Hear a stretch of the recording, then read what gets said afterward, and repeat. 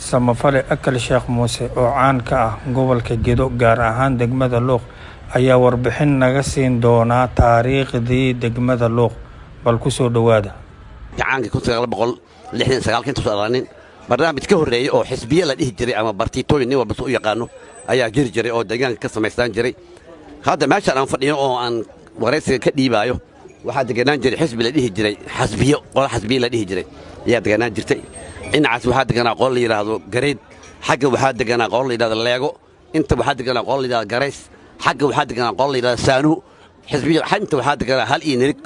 magaalada Luuq waa magaalo qadiimi ah istaraatiiji ah ku habboon beerashada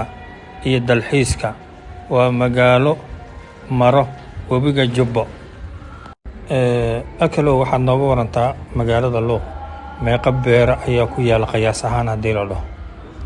10,000 waa ka badan yihiin beeraha ku yaala degmada Luuq iyo hareeraheeda ku yaal dalagga ka soo baxo ilaa dibad ilaa meel walba loo dhoofiyo waa yaani midka kaliya maanta degmada ay ku taagan tahay dhaqaalaha marka la yiraahdo waa beeraha